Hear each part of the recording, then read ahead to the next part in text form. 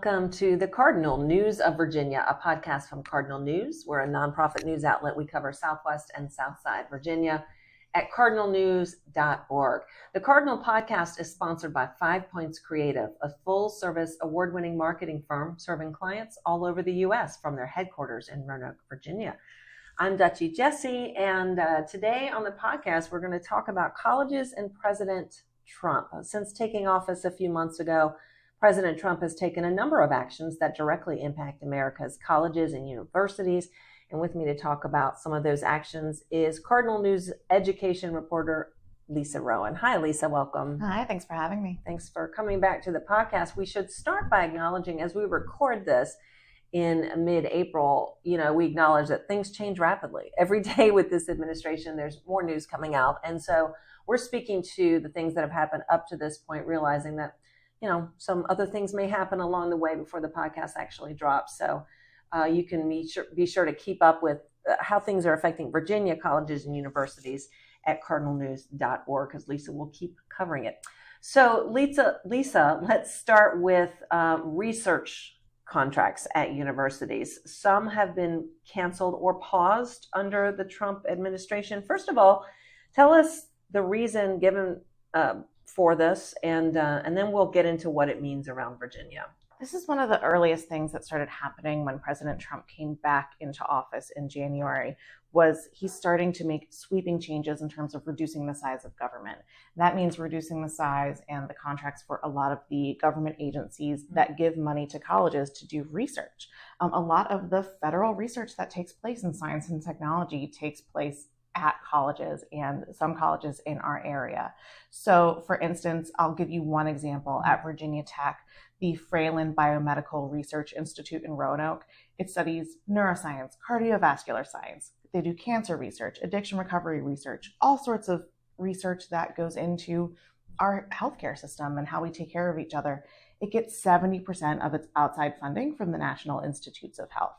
And Tech overall gets about $300 million a year from the federal government that it spends on research. So this is a big deal in terms of the money that's coming into colleges and people who are doing research jobs.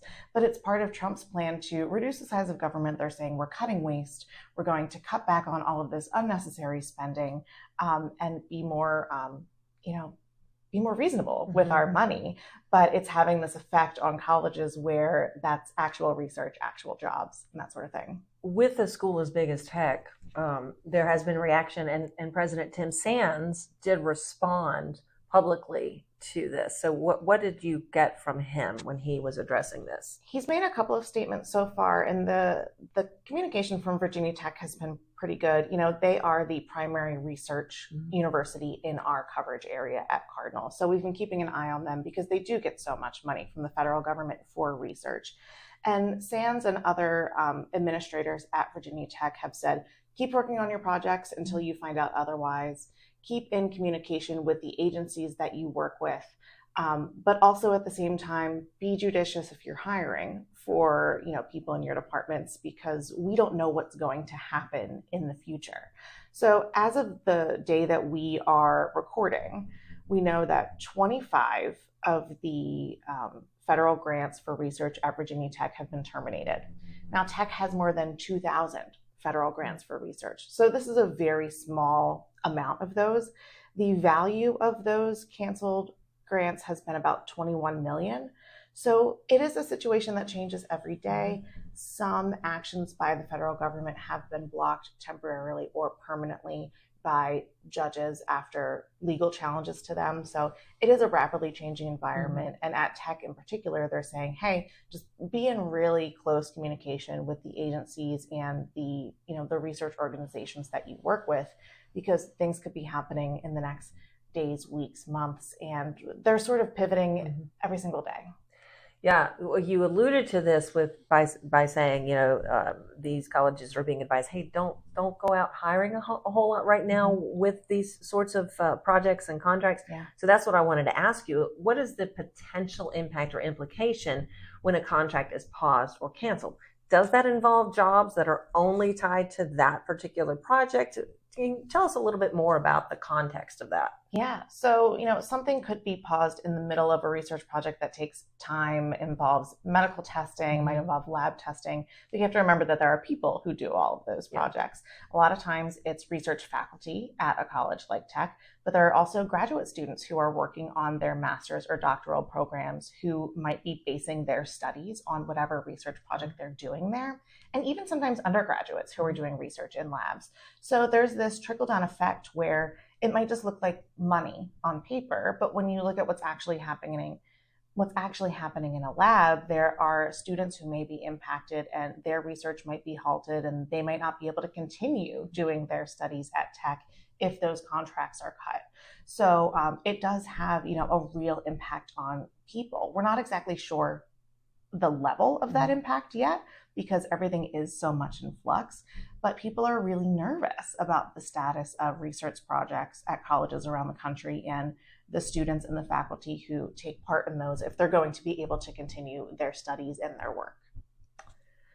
Okay, so next we're going to talk about all of this action and activity around diversity, equity, and inclusion, DEI, so-called. What action or statement did the Trump administration actually make around this? And then we'll get into how that's having such an impact. Yeah, so this was another early executive order from the Trump administration that said we need to keep discrimination out of schools. According to Donald Trump and his administration, they claim that DEI initiatives have contributed to racism instead of trying to eradicate racism.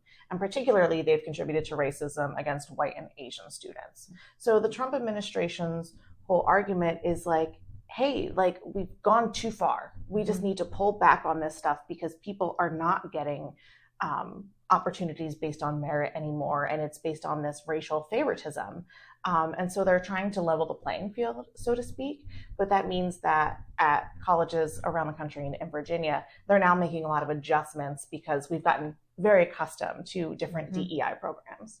So talk about that a little bit, because when you talk about, are we just talking erasing language associated with it? I know that there are positions associated with amplifying DEI programs and actual hiring practices and things like that at colleges. So what have you been hearing? Where's your research taken you on this as you've looked into the effect of this? Yeah, the effects are, again, this is another thing that's in flux, but it's something that's being examined at different colleges. And some colleges have entire departments of DEI, and they may have different names, they may have different terminology, but they have sort of a diversity-focused department. In a lot of cases, these departments are being completely dissolved. But some of the programs under them may survive just under a different name or under a different sort of jurisdiction in terms of power on campus. One of the examples that I can give you of that is also at Virginia Tech, and it's about student cultural centers. I think a lot of people who have gone to a four-year school have gotten accustomed to seeing a Black student cultural center, a Latino student center, maybe an LGBTQ student center.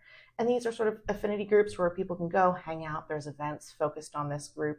And colleges are saying, these groups are going to be able to stay, but we're going to make sure that our language around these says that everyone is welcome. No one is excluded. This is not an exclusive group of people because they have this certain affinity status. So that's something where, these cultural groups are going to remain. In some cases, some housing for students that might be based around a commonality in terms of a foreign language, international status, maybe veterans living on campus. Those might be able to remain as long as the rules allow for anyone to opt into those programs. So a lot of that is tweaking of programs, tweaking of language around them. But there are the bigger things that are easier to see in terms of departments being dissolved. People may be losing their jobs in terms of administration of these DEI principles. What kind of a reaction have we been seeing on Virginia campuses, either from students or faculty or staff, with this action around DEI? There's a lot of concern that this effort to eradicate discrimination on campus is actually going to add to discrimination by taking away some of these DEI efforts, which at some schools included training, maybe classes for freshmen about, working among different people in the classroom. And people are afraid that we're going to sort of backslide into what it felt like on campus past. This is sort of a pendulum swing. in the past 10 years or so on college campuses in particular, we've seen an increase in these DEI programs and DEI language as a response to social justice movements, the Black Lives Matter movement, and a recognition that a lot of the racism that people experience in America has, 200, 300 years of history behind it. It's not just something that comes from someone's own personal bias. So there were programs put in place to try to bring awareness to those biases we have and the different ways that prejudice and racism can appear in our daily lives. And now the pendulum is swinging back a little bit, and it's going to take some adjustment time as colleges see how they can still serve their diverse student bodies while adhering to the Trump regulations, because if they don't, it could mean that they lose federal funding. Yeah, so that was my next question, was what is the threat, either directly stated or implied, with not complying to some of these new directives from the Trump administration? The threat is huge. And, in my research, from what I understand, the colleges feel like their hands are tied and they have to follow these orders. A lot of students and faculty are saying, don't bend the knee, don't capitulate to this, because it's not fair to your diverse campus communities. But the anti-discrimination laws that the Trump administration is sort of doubling down on, they're saying that any institution of education that receives federal funds from the government can have those funds taken away if they are not complying with this law about discrimination. And that includes federal student aid. So when you think about a student who is going to college, this could mean that they lose essentially their grant money to go to school without having to take out student loans. So I pulled up some data about how prevalent these grants are at Virginia colleges. And in particular, we're looking at Pell Grants. So these are grants that you don't have to pay back. They're not like a loan. They are awarded to students who have the highest financial need. So there are some schools in Virginia where it's, 10 to 15% of students receive these grants.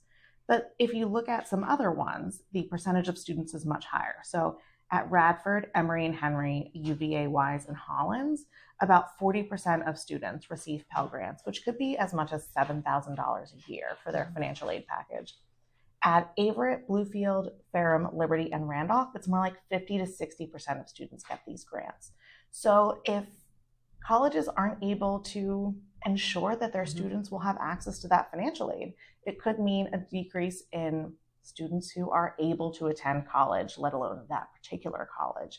So there's a lot of risk here for colleges if they don't comply with these executive orders. And I think one example that is in the news now, right as we're talking about this recording, is Harvard University recently said, we are not going to comply with Trump's orders, and they are running the risk of losing federal funding. Harvard is the richest university that we have in America, so they can take a risk more than Emory and Henry might be able to, more than Radford might be able to. So every college has to weigh its own risk. And when you have a lot of low income students who come to your school, you're going to say, okay, we're going to follow the rules because we want these students to be able to come. We also need the revenue dollars. How does it even get enforced or monitored? Anyone talked about that? You know what I mean? Like Harvard, if you come out and say, we're not doing this, and you've essentially issued a release, then obviously you'll get noticed. Yeah. What about all these other schools quietly going about trying to just survive and get their students graduated? Do you know what I mean? Yeah. So they're talking about that. Like, how do they even, how do they know? There have been statements that some schools have made that say we're going to conform, and they've submitted letters back to the federal government to say, yes, we are in compliance with these policies, and here's how we're in compliance. For some schools, in particular Virginia Tech, the Board of Visitors passed a resolution and said, here are the things we're going to do to comply with the executive orders. And the president of the university has to report back to us in 30 days so that we know exactly what's going on. So there's sort of a checks and balances in there to make sure things are getting done. And that word gets sort of passed on to the federal government. They're keeping an eye on what's happening at colleges. It's also something where, this anti-discrimination rule applies to K-12 too. So K-12 school divisions have also been asked to confirm with a letter to their, state board of education that gets sort of passed on to the federal government. So there's a lot of correspondence going back and forth, but we have to assume at this point that the federal government is keeping watch on different colleges. And the more high profile the college is, the more attention it's getting. You know, Virginia Tech, our top research school in the area, gets a lot of national attention in terms of the federal government keeping an eye on it. A small school like maybe Randolph is not going to be under that same scrutiny. Okay, well, wow. I know we're really just going through it today. I know. Well, the next topic to talk about with regards to college campuses and universities and the Trump administration is another one that's rapidly changing and really been quite shocking in many ways, and that is international students having visas revoked on different campuses, including some in Virginia. What has been happening there? What does that mean to have your visa revoked? Give us a little bit of context there, if you don't mind. Yeah, so this is the most recent change that we're seeing at colleges and universities. It's happening sort of as we speak. The Trump administration is cracking down on immigration across the board. Mm-hmm. And a lot of what we see in the news is about illegal immigration. But also on campus, there is scrutiny of students who are studying in the U.S. on a student or exchange visa. So they come to the U.S. with, papers, so to speak, and they're allowed to stay in the country for a certain period of time to study at a particular institution, to do research, that sort of thing. But in the past few weeks, hundreds of international students have had their visas revoked. And there were a handful at Tech. There's been one or two at UVA. And then on the eastern side of Virginia, there have been some examples as well. And usually what has been happening is that the university finds out that a student's visa has been revoked because there's a federal system that keeps track of visas that colleges and universities can access. And usually they get updates like, you have a student with a visa problem, check it out. In this case, they're just figuring out that these students with visas, they're no longer in the system. They got deleted. And if a student visa gets revoked, it usually means that they have to leave the country immediately. So it's pretty scary. There's not a lot of answers about what these revocations mean or how they're being enforced. I believe yesterday, Senators Kaine and Warner they sent a letter to the federal government asking for clarification from the State Department about how these revocations are being selected, how they are being enforced, what it means for the students who have been affected. So this is so new that our senators in the federal government are asking questions. Right. It's not just me as a reporter asking questions. We have our top government leaders being like, what the heck is going on here? We're not really sure what's happening. There have been lines drawn that correlate the revocations with students who had been demonstrative on campus with regards to the situation in the Middle East, for example.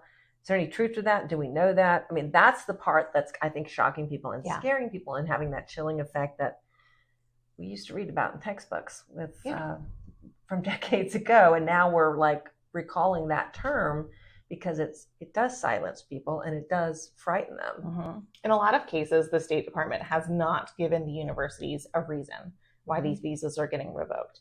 And if the colleges have a sense of this, they're not telling people like me because they have an obligation to protect student records under federal law. So a college can't tell me anything about a student without a student's consent, basically. So what we understand is that students are being targeted who are international students here who may have spoken out in favor of Palestine in the war in Gaza. Also, students may be getting targeted because they maybe had a minor run-in with the law. Maybe they got busted for some weed and that's on their record, and that has sort of popped hot in the State Department system. And so they are being targeted because of that. But those are sort of the key indicators of how these students are being selected, but there's a lot of uncertainty and there's a lot of just speculation about it at this point because the State Department has not been very clear on it. And so students who are international, colleges are saying to them, maybe reconsider leaving the country when you're on break because we can't guarantee that you're going to be able to get back in. And they're being very careful about their words, but they are maybe recommending that international students keep a low profile for a while. And the most obvious and candid experience with this that I've heard in the past couple of weeks is that Tim Sands, the president of Virginia Tech, had a meeting with representatives of student leadership, and they were talking about what the college can do to protect students from immigration issues. And especially when a lot of students want to demonstrate and show that they're not in favor of these actions. And Sands said flat out, he said, you know, if I were an international student, I would be keeping my head down right now, as a sort of, you know, relating to these students. And he indicated that he hoped that students who did not have an immigration status to think about, that they maybe take up the mantle if they want to demonstrate against these things. I think when you see students and campus community members who might be protesting these immigration actions, if you looked around the crowd, 99% of those people are going to be probably American citizens, because they feel them the safest speaking out on this, and they're sort of taking up the mantle for students who can't speak on this. So much going on right now. If you're a college president in Virginia right now, what do you do first? Yeah. Are you hearing from them, by the way? Do you just kind of keep scouring and looking for things, or is anything coming your way in terms of communication from leadership across colleges? I think they're all afraid to talk. Yeah. You know, the most any of the presidents have said is maybe in their particular board of visitors meetings that they've had, or board of trustees meetings, where they're talking about, you know, here's the law, here's what we're complying with, maybe here's what we're hearing in terms of concerns on campus, but here's what we do to make sure that I think primarily they're concerned about the federal funding and making sure that they are keeping the lines of communication open among, for example, campus police, so that they know what the student concerns might be and what things could happen on campus if, for example, immigration police came on campus and were trying to find someone. So I think awareness is the name of the game right now, and also knowing where those pockets of students and faculty are who may need extra assistance right now in terms of understanding what's happening. You know, not to say, not to pass any judgment on these actions by the Trump administration, but just to say, like, here's what is changing, here's what you need to know, and here's what we're doing as a college. And, you know, Tech has the largest population of international students in terms of colleges on our side of the state. So they have about like 10% of their student body is foreign students. Whereas at some of the smaller schools in our region, we're talking 50 to 100 students from the student body are international.